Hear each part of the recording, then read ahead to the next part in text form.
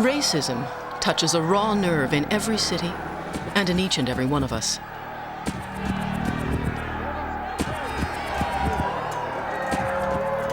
In Toronto, a remarkable 120 cultures exist side by side, and over 100 languages are spoken here. Ended up putting me on the floor and kicking me and putting like guns to my face and saying we think we're so tough because we speak. In a world where racism is such a constant presence, how can a city like Toronto hold together? There's always going to be racism, and there's no question in my mind that is true. In 1933, racism ignited the worst riot in Toronto's history. The surprising thing to me about the swastika riots was the number of people that came out of their houses with bats and sticks because they were after the Jews. What can we learn from a race riot that tore apart a peaceful city over 60 years ago?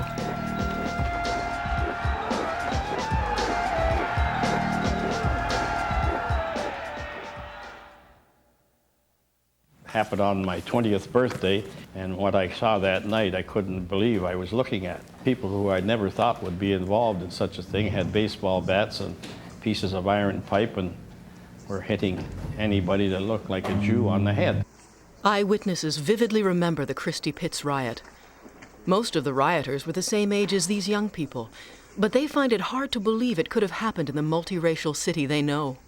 That's how I happened to get to Christie Pits, because I was a police reporter at the Star at night. Thousands of people rampaged through Christie Pits Park, and running battles were fought on neighboring streets from dusk until the early hours of the morning. Just a few months after Hitler assumed power, people were displaying swastikas in Toronto. This is a largely forgotten episode in the city's history.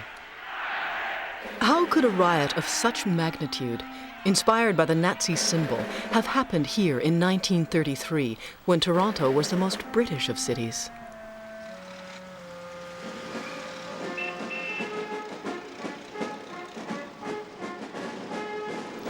The Dominion of Canada was a patriotic backwater of the British Empire. Toronto, with 630,000 citizens, was the country's second largest city. It was intensely loyalist, as the Chief of Police, Brigadier General Draper, affirmed. The first requisite of good citizenship in this country, namely loyalty to the British Empire. The next requisite of good citizenship in this country is being a good Canadian. 80% of the population were of British descent. It was very much a British city. There was no question about it. The whole attitude in the schools, everything you were taught had to do with Britain. We went to school and we sang God Save the King, and we also were taught that the sun never did set on the British Empire. The British and Protestant heritage of the majority cast the city's character in iron.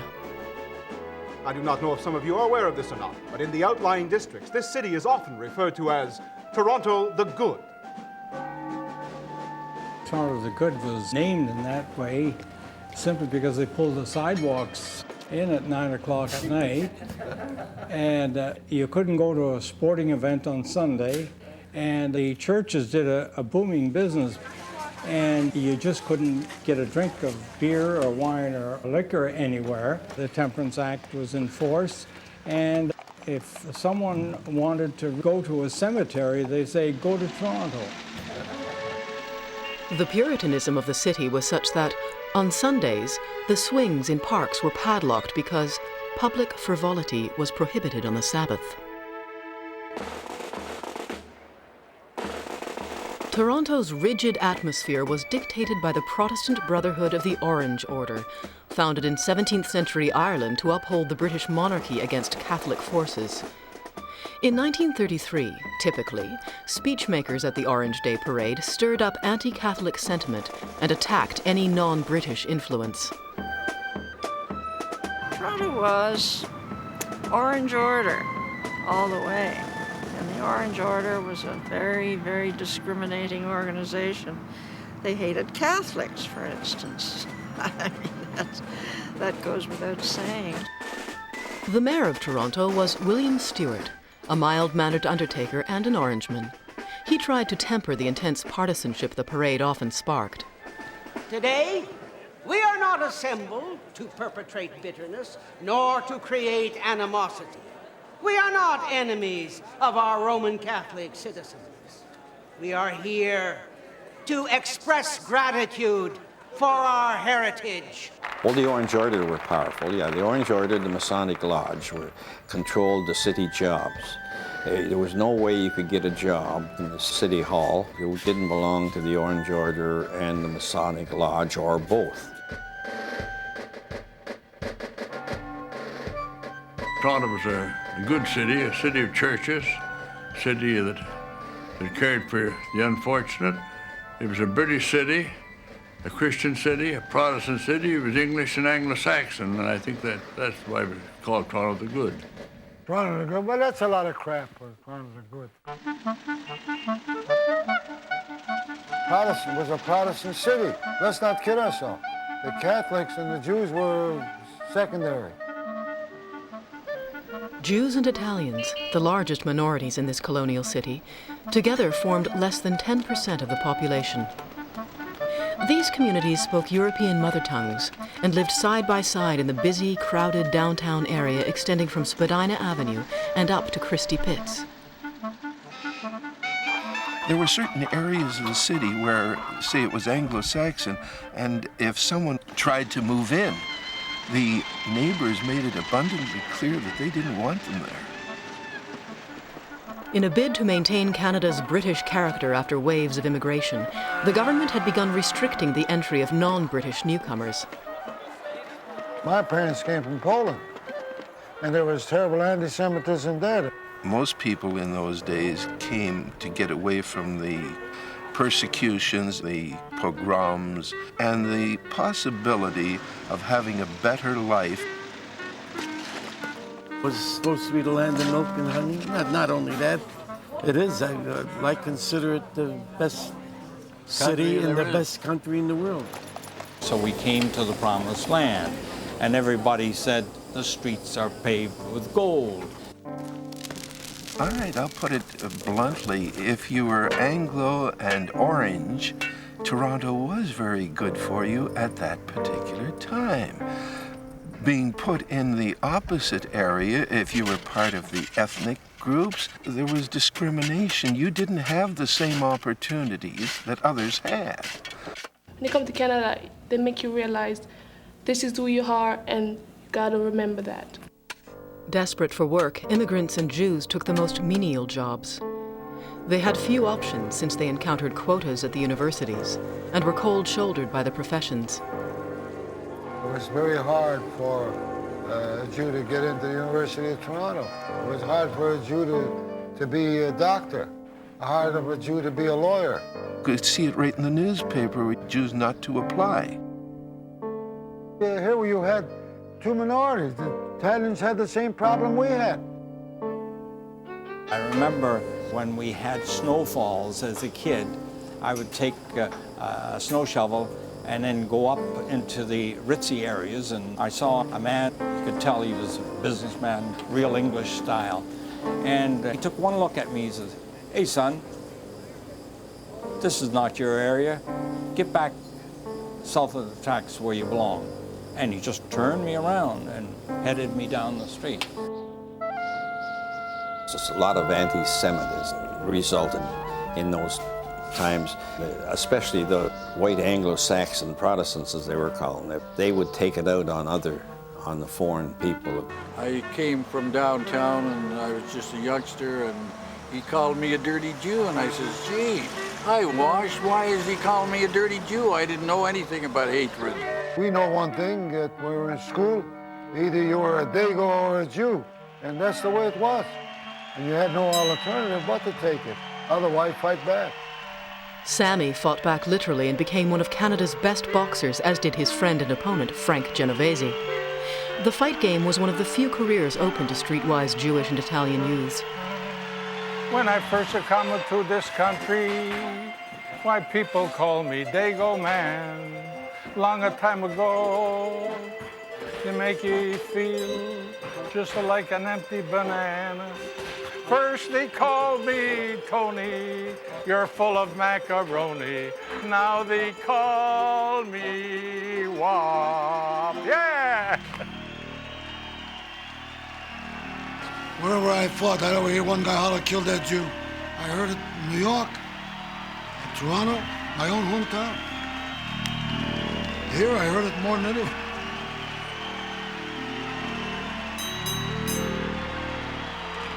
It was nothing to go by a golf club or a Gentile club and see no Jews or dogs allowed. That was very prevalent. Racial discrimination was part of everyday life. But in early March of '33, a conservative member of the Ontario legislature, Argue Martin, tried to change at least part of that. While he could do little to stop people excluding racial groups from jobs or property, he tried to make racist signs and advertisements illegal. I submit that it is the duty of the legislature to do what it can in the interests of harmony. The bill was defended by E.F. Singer, conservative member and a leader in the city's Jewish community. He'd overcome the barriers Jews faced in the professions to become a distinguished lawyer. Is it safe to allow signs to be posted on or near public highways reading Jews and dogs not admitted? Of the situations the Honorable Mr. Singer reports, I have no knowledge. If such exist, they are few and far between. The bill was opposed by Wilfred Hyington, also a conservative. And British fair play, which still predominates in the minds of the great mass of people in this country, can be depended on to deal with them. Didn't they used to have a better saying than that? British fair play, kick him when he's down. As far as I can see, the instances of public advertising complained of by Mr. Singer represent merely bad manners. And as everybody knows, people cannot be legislated into good manners. Such discrimination leads to strife, and it is not in the interests of good government. It might start a riot. Argue Martin's bill failed, and the signs stayed up. But his warning was to be fulfilled before the year was out, because of events that were unfolding that spring in Germany.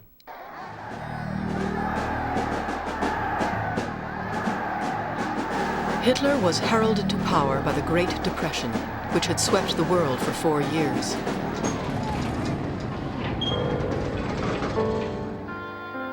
A third of Toronto's workforce was unemployed. The figure cut through racial boundaries, but immigrants, already shunted aside, were hit especially hard. Everybody was in the shithouse, and that's exactly the way it was. It was hard to believe. It was a tough times. Are you kidding? It was so tough there. People were getting 15, 20, and 25 cents an hour, and a lot of people couldn't get jobs. There was no cash welfare in those days. All you got was turnips and parsnips. And of course, people were literally starving. The dire times increased the appeal of radical movements, which had sprung up in Eastern Europe. In the mind of the British establishment, Jewish immigrants dominated the radical groups, but statistics didn't support that. Police Chief Draper, suspicious of immigrants and dead set against communists, considered them one and the same. All immigrants are not communists, but all communists are immigrants.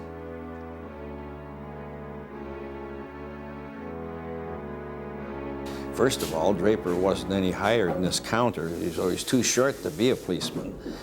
But he was sent down to be the chief of police, and of course, he got in with the businessmen and the other big tycoons that ran Toronto in those days, who were violently anti-communist, mostly anti-labor union, really, but the communism would come into it too. And Draper, of course, would do anything they wanted done. The police, you might say, were more like a military extension run on the British line. Draper formed a Red Squad to keep a close eye on trade unionists and their supporters. The speakers would gather in Queen's Park and talk to the unemployed. And some of the people were just out of work and they were just airing themselves when Draper's dragoons his mounted squad would rush into Queen's Park with their batons flying. Through May and June of '33, barely a week passed without a downtown park becoming a battleground, as citizens demonstrating for better working and living conditions met the full force of Draper's Dragoons. It was nothing. If you went into Queen's Park and you wanted to speak, you could be beaten up, you could be dragged off the podium, you could be arrested. So happened my husband was beaten up rather badly, and the person that was with him was terribly beaten up. My husband only lost a few teeth, but that was bad enough. But anybody else who tried to talk about what was happening in the country, the depression, the fact that people were starving, obviously there it was possible to have no free speech. They said none. Hereafter, all speeches and proceedings held at public meetings will be conducted in the English language, and no disorderly or seditious reflections on our form of government, or the king, or any constituted authority will be allowed.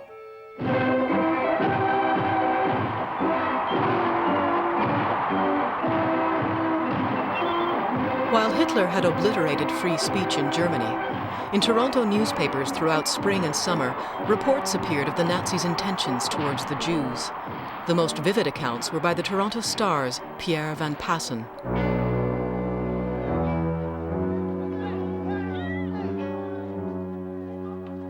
There is no precedent for the terror being raged in Germany today, perpetrated on defenseless human beings by fiendish bands of Nazism.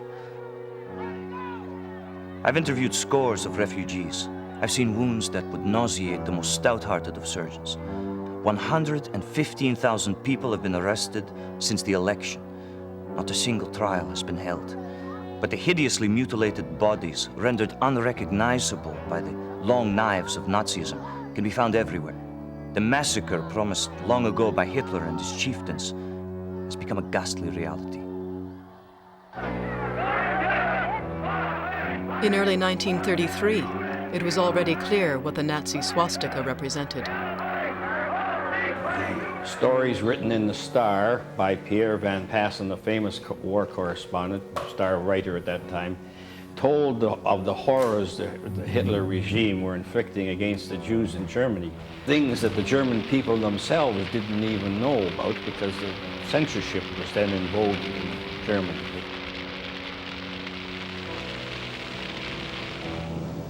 As more and more reports appeared, anxiety in Toronto's Jewish community increased. In July, the day before the Orange Day parade, 15,000 marched from Spadina Avenue to the Queen's Park Cenotaph in sympathy with Nazi victims. Well, my dad, he couldn't read English, but he read the Jewish paper. And of course, that was full every day with the news from Germany that Hitler was taking power and the terrible things that were happening to the Jews out there. A letter published in the Toronto Telegram was not so sympathetic. If the Jews of Germany encouraged disloyal parades of the kind witnessed here on Tuesday, is it any wonder that Hitler planted his iron heel on their necks? You can't expect but a grunt from a pig. But we will not see our war memorials desecrated. 4 men pounced on this man. They were beating him in the face. Every blow brought blood. And then his attackers fled. 4 brown shirts. Nazis. The unconscious man's face was barely recognizable. A German policeman walked up. "Who is this?" he asked. "A Jew," somebody replied. "That's the way they should all be treated," somebody in the crowd said. And then a tall, well-dressed Negro pushed his way to the prostrate man. "This here man is going to die soon if we don't get him to the hospital," said the Negro. A taxicab came up. The driver refused to take the charge. "Too dirty," he said. The Negro threw off his coat and wrapped the wounded man in it. "I will take him in my lap," he offered. As we drove to the hospital, the Negro said to me, "This am a civilized country, boy. Watch your step." When we arrived at the hospital, we were told that we were carrying a dead man. Van Passen was briefly detained by the Gestapo, and the Star was banned in Germany, but the reports persisted in Toronto. No fire is as easily kindled as that of anti-Semitism. The fire may be dormant in Canada, but the spark is still there. Germany is not the only place with prejudice.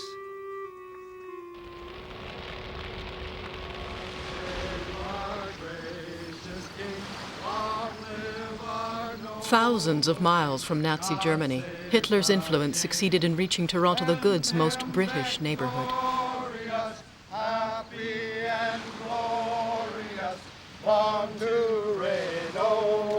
While the swastika triggered fear and revulsion among Toronto's Jews, there were some in the city who embraced it. The Beaches, a village-like neighborhood on the shores of Lake Ontario at the eastern edge of the city, had a 93% British population. The Balmy Beach Canoe Club was a typical center of social activity. During the hot summer of '33, immigrant families from downtown flocked to the lakeshore's public parks. There were only so many places that you could go in the summertime, as you financially couldn't go to camps. So you ended up at the beach or Sunnyside and get away from the hot summer. All my friends, in a hurry to get into the pool, got in before I did. When it came my turn, the burly operator of the turnstile, he said, "Hey, son, you can't come in here." And I said, "Why not?" And he pointed to a sign right above the turnstile that said, "Gentiles only." So I said, "Well, what's that got to do with me?" He says, "No Jews allowed in here." I said, "Well, I'm not Jewish, I'm Italian." Very proudly, you know, I said, "I'm Italian." He says, "Same thing, get the hell out." And he kicked me out. A letter writer to the Parks Department expressed the rising concern of Beaches residents about the influx of visitors who were wrongly perceived as all being Jewish. Do you think it possible to place a few picnic tables in Kew Beach Park in an area marked for Gentiles only?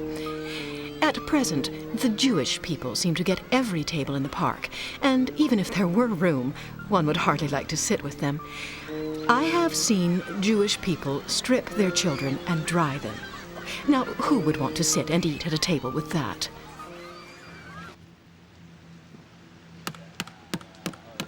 In late July, a movement was born, the Swastika Club. The driving forces were Bert Ganter, co-owner of a local confectionery store, and his youthful sidekick, Harold McKay. Residents, young and old alike, are not a little perturbed at the recent influx of obnoxious visitors to Kew Gardens and the surrounding territory every Saturday and Sunday. Right, yeah. Well, local number 5 of the Swastika Club has formed in Kew Beach. Its sole object is to maintain the beauty of the neighborhood for its members who are residents and taxpayers. Some of the beach residents told the Jews who were coming down there for picnics not to come, and had beaten them up to try to drive them out of the beaches. You'll see our members on the beaches, on the boardwalks, and in Kew Gardens wearing a nickel-plated badge with a scarlet swastika thereon. They'll simply wear the emblem. We feel the emblem will give the desired effect. We want you to keep the lawns and the flower beds free from litter of all kinds. Please, wear your badge whenever you're on the boardwalk, in Kew Gardens, or in any other of the affected areas. Do you have the courage to indicate your disapproval? If so, join the Swastika Club. Yeah, okay, I'll join. Jewish leaders expressing outrage at the flaunting of the swastika were joined in protest by other community spokesmen. Ganter, who had first refused to be identified in the press, soon made exaggerated claims that there were 400 members, about 10 times more than the reality. Mayor Stewart tried to soothe all parties. I talked to a man yesterday, truly a gentleman, who told me that in England, no one throws paper on the street, not the smallest wrapper. People holding picnics in the interests of health and a clean city should not litter the streets and parks with paper wrappings or foodstuffs. And picnic parties in truckloads, I understand, are against the law. As far as Mr. Hitler is concerned, I think these young men would do well to emulate British examples instead of going out of the empire. It is up to every section of the population, Jew and Gentile, irrespective of race, color, or creed, to appreciate the opportunities afforded us in this great city. The mayor's appeal had no effect. The Swastika Club actually increased their parades along the boardwalk. And of course, as soon as the Jews saw the signs that they weren't wanted, then more of them than ever came down. Along the boardwalk there were signs, the same signs that were up on Lakeshore Road. No Jews, no dogs allowed. We tore them down, and if somebody said something about anything, then we had a fight.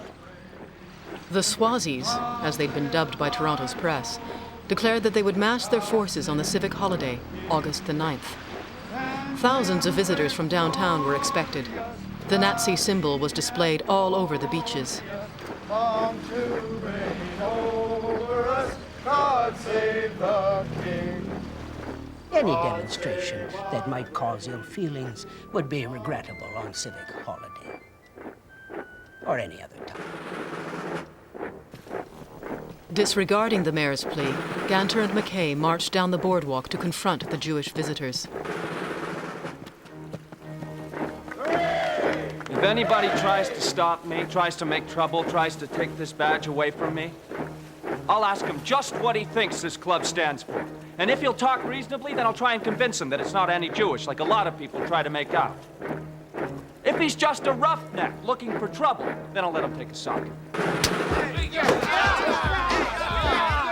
Number 10 police station looked after this area, and the inspector at that time was a fellow by the name of Hans Majuri. And if he's seen anybody wearing a swastika, he'd rip their shirt right off their back. It was just like a bull if you seen red. You're not leaving here until you take those signs off. I'm not gonna have a riot on account of a couple of lousy shirts. Well, I guess we're here till morning. Where's our gang? Do you want to see the rest of my gang? Get a hold of yourself, okay? Your actions might threaten the safety of women and children. Well, if it's for the women and children, for the sake of them, then... Majuri's actions diffused the confrontation that weekend. Attempting to resolve the conflict, Mayor Stewart called Swastika Club representatives, Beaches residents, and Jewish leaders to a meeting at City Hall. I'm not going to give an order. I can't do this. But I am suggesting that you seriously consider if it is in the best interest of the city if you use this emblem. The Balmy Beach area was once a camping ground for the Iroquois Indian, for whom the swastika was a good luck sign. Our salute is taken from the Iroquois. It's a peaceful greeting. It means, hoya, pal. Hoya, pal. Ganter could not deny the power of the swastika. Offended Jewish leaders, embarrassed Beaches residents, and Mayor Stewart, in the interests of public order, negotiated a climb down by Ganter. The Swastika Club disbanded. It was replaced by the Beaches Protective Association, whose declared purpose was the beautification of the neighborhood. And we have absolutely nothing to do with fascists, Nazis, or other anti-Semitic ideas. The thing is, he seemed like the nicest man. We were talking about the groups that we like and everything. And then later on, as the conversation got deeper, I noticed that he had like tattoos of swastikas on him. And I said, "What's this for?" He said, "I'm a member of the Nazi Party of Canada." Although by the 13th of August, it appeared that the Jewish community would be spared the indignity of seeing the swastika flaunted in the beaches, worse was yet to come. Just a few days later, the swastika was to reappear on the west side of the city, at a popular baseball park in an old quarry site known to the locals as Christie Pits.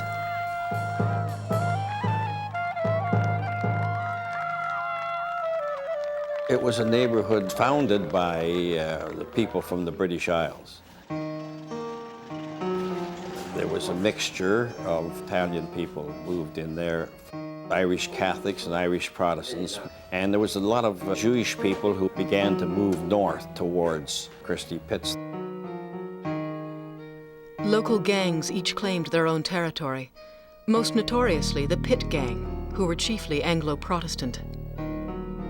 Oh, I got in fights regularly. Remember, I lived in an area where there were a lot of fights. The Christie Pits area was an area where the different groups did mix.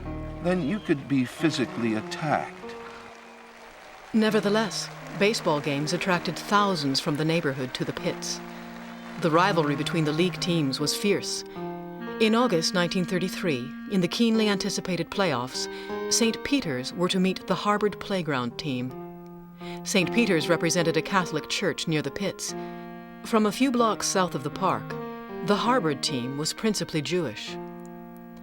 Star players were well known locally in this popular Depression-era sport. The Harvard catcher in that series was Irv Lasky. Well, baseball meant everything to me. I loved it, and I still do. But as well as regular ball fans, the first playoff of '33 attracted those looking for trouble. In 1933, at the peak of the Depression, no one had any money to go anywhere else. And when there was a major game like this was, a good softball game, it filled the hill. The Pit Gang and Beach's troublemakers came along, not to support St. Peter's, but to oppose Harvard. It just started between this gang of agitators, led by a guy called Skinny Adams. Just an unemployed youth and one of those smart aleck types, not too intelligent. As the game heated up, the teams were tied going into the 10th inning. When the Harvard player came up to bat, part of the crowd began to taunt him. Adams had brought a rolled-up sweater held in his lap. The agitator dared him to wave that sweater, knowing that on the hill, a lot of Jewish people were watching this team. Skinny Adams pulled out a crude swastika flag. And he started to wave it. As the swastika was unfurled, Nicky Bachner was at bat. But the swastika failed to intimidate the Harvard player at bat. He got a hit, and the run came in. We won the ball game, and that was the end of the... We all scattered after that. The Harvard fans hadn't risen to the bait. They felt vindicated by their team's victory, and the tension was, for the moment, dispelled. But they made no secret of the fact that they'd be back in full force for the next game. Sometime later that night, members of the Pit Gang crept to the middle of Christie Pits Park, climbed on top of the clubhouse, and defiantly painted a swastika on the roof.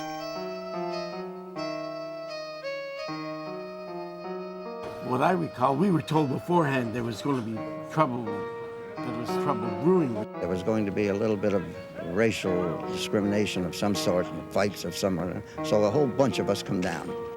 Just over a week after the tension of the civic holiday, again Jewish leaders pleaded for calm in their community. Mayor Stewart, anxious about trouble brewing for the second game, sent a warning to General Draper. But instead, Draper sent his dragoons to another park to police a small rally of the unemployed.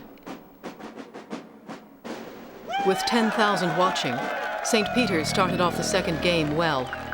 We were on one side of the hill, the ball game was going on. And the Pits gang, basically, were on the third base side. First part of the game was absolutely normal until there was sort of a rumbling. Across the other side of the hill, there was a few guys that were very boisterous and loud, demanding to clobber the Jews. Before I knew it, I heard the word Jew and hail. So the three of us walked over to the other side of the hill and stood right behind them. And when they come out with the dirty Jews, we tapped them on the shoulder and said, "You don't like the Jews, do you?" Bang, and that was it. They toppled down the hill, and that's when the fight started. Despite clashes throughout the crowd, play continued. As St. Peter's moved to victory, their fans' taunts grew more aggressive. Then, when St. Peter's won, the Pit Gang and their supporters brought the summer evening's entertainment to an ugly turning point. The animosity that had been building through the summer was finally vented. With one action, they changed the face of the city. Above the game, on high ground beyond the baseball diamond, they summoned the power of the swastika. The outraged cries of the Jews in the crowd could be heard from blocks away. The big white blanket was unfurled, around 8 feet high and 8 feet wide. Hail Hitler, they yelled. Hail Hitler was like the swastika. Everybody made a dash for the thing. The Jewish fellas come running down the hill and they started confronting the Nazis that had raised the flag. And in no time at all, there was a fight. When the Jewish fellows came at them, they had lost their bravery and started running. Now we run after them, baseball bats and everything, and we really give it to them, but good. As night fell, people battled to capture the swastika flag. Fighting intensified. By the time the alarm was raised, the riot was underway, hopelessly beyond the control of the 6 police officers on duty. Everybody was fighting. One on to another, didn't even know who they were fighting, what it was about, and what anything was. A rumor spread like wildfire that a Jewish boy had been killed. Messengers sped south to the pool halls and cafes along Spadina and College. Somebody came with a truck and said, "Hey guys, we gotta go up to the Christie Pits. They're beating the hell out of the Jewish guys." And everybody could grab whatever they could grab, a pool stick. Of course, it was hell-bent for leather once we saw what was happening when we got there. There was blood spilled all over the place. So I'd knock the guy down, he would kick him. And we were like a team. When you were in a spot like that, you didn't box, you kicked, you did everything that you could do to stay alive. Previous to this, the Nazis always ended up outnumbering whoever it was that they were attacking. Here, at last, it was an equal amount, and they were getting the shit knocked out of them, being perfectly honest. I got into the fray thinking that I could scare somebody. I was about maybe 8 years old, you know. I didn't scare anybody. Finally, police reinforcements arrived and struggled to restore order. The surprising thing to me about the swastika riots, as I remember, was the number of people that were not involved actually in the baseball game, but came out of their houses in that area when they heard about it with bats and sticks because they were after the Jews. And some of them were not actually hoodlums, respectable residents. One of the Nazis came into the store. He was calling for reinforcements. My dad grabbed his arm and he broke it, as a matter of fact, and the guy passed out. And my dad was a very placid, quiet man. And I never knew he was that strong. Anyway, he just took the guy, took him out the front door, left him there, and went back in the store and sat down. The policemen weren't in favor of the Jews, even at the fight. They'd grab me and move along, you little Jew bastard, and then they grabbed me and took me to the station. They pushed me away from the action 3 times. They took me away twice. 3rd time, they took me to the station and whacked me around. Waves of police reinforcements were countered with waves of more rioters. For hours they fought. It was not until well after midnight, at least 6 hours after it began, that the park was clear. But for several more hours, fights continued on neighboring street corners and in alleyways. By the end of the night, the swastika flag, which had been so brazenly flaunted, lay trampled and shredded by angry Jews and their friends, lashing back at one insult too many. The next morning, the citizens of Toronto woke to a new image of their city.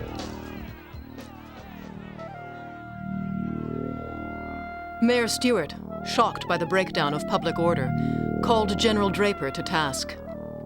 Did not the Parks Department, at my request, convey to you a message that the baseball game was going to take place and would merit special attention? There was nothing in that message to suggest any danger of rioting taking place. You read the newspaper that there were Jewish hooligans that started the whole thing. Were there 100 persons on Spadina Avenue not intercepted? We could not anticipate any of them taking part in any riot. Even the police, at the time, seemed to turn the story around. Were lead pipe, bats, broom handles displayed in any manner to indicate that the peace was about to be disturbed? That matter will be investigated. The commission will see that an answer is given, and reasons will have to be presented. time did the reinforcements arrive in the park? There was no delay from the time the alarm was raised. What is being done about these swastika organizations? The Dominion, provincial, and city police have the matter well in hand, and at this time are in possession of information as to the activities of this and kindred organizations. Why can so many police be marshaled to suppress the communists and not the swastika clubs? I am not prepared to make any public statement as to the disposition of my men. And 3 of the 4 newspapers opposed Draper. They wrote editorials against him, but he had so many business people behind him, and they reached into the government that they preserved his job, and he lasted 18 years. Mayor Stewart finally banned the swastika from public display, to the relief of the Jewish community. From recent occurrences in our city, it is apparent that the display in any form of the swastika emblem is provocative and tends to incite riotous conduct and a disturbance of the peace, which is not at all in keeping with the good name of our city. I therefore warn all citizens that the use of this swastika emblem will render the person so using same liable to the full prosecution of the law. Peace, order, and good government is my desire. Since then, the city has never experienced civil disturbance on the scale of that at Christie Pits. I think the Christie Pits has a place in that Toronto growing up and coming of age, because we did come of age. People stood up for right against wrong. It meant an awful lot. It meant that leave me alone. I'm going to fight back. And there was a restraint on the attitude of the people towards Jewish people, and the city council did act very fast, and a lot of people were ashamed, even some of those that took part in the riot. Respectability and good order quickly returned to Toronto, but the riot reinforced a fear of racial unrest and an anti-Semitism that reached the highest level of government. From 1933 to the end of the war, Jews fleeing Nazi Germany were almost all denied entry to Canada. Some were turned back to perish in the concentration camps. Shame over the riot at Christie Pits had been buried and forgotten.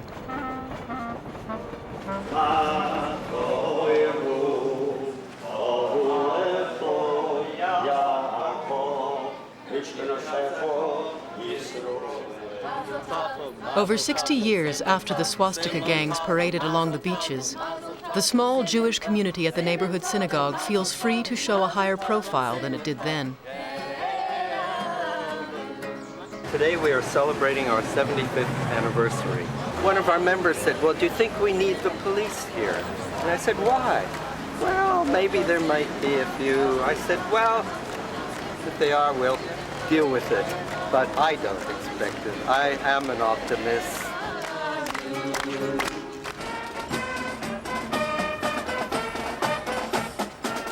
The Orange Order has long lost its stranglehold on the running of Toronto. It is no longer even a major presence in what has become one of the world's great multiracial cities. In the 30s, the parades were large, and many a time we stood for 2.5 hours to see these parades go by and how we enjoyed them. We can't appeal to the new immigrants that are coming here because they're not familiar with British traditions or how Canada is governed, or they don't know anything about the monarchy. Christie Pits is still a park where baseball games are played and people gather. The young Jews and Italians have long since moved on from the pits and have been replaced by a new generation of immigrants. We just Latin Americans, we're all like Latinos, you know. The police seem to take that like that's the only way they see us. Like they don't see us as normal teenagers, they just see us as bad crooks or whatever, because they want us to leave here, but I don't think now it's too late that we're here. There were some people who were discriminated against, there's no doubt about that. But, I mean, what's new? I mean, they're still doing it to some degree today. In 1992, a mile west of Christie Pits, a young black man was shot and killed by police. Angry crowds swarmed and looted Toronto's main street. Again, the city was forced to reconsider its image. The Christie Pit riot happened, and we think that we would learn of it and not repeat it, but that riot happened on Yonge Street, so it shows us that we don't really learn from our past experiences, and that progress is an illusion. Last week, Friday night, between the hours of 8 and 11:30, some person unknown to us came and spray painted 2 black swastikas on the front doors. Today, Toronto remains a beacon of hope to immigrants around the world.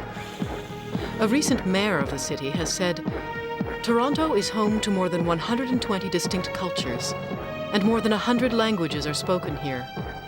In many ways, we are the world in microcosm, and we are the future.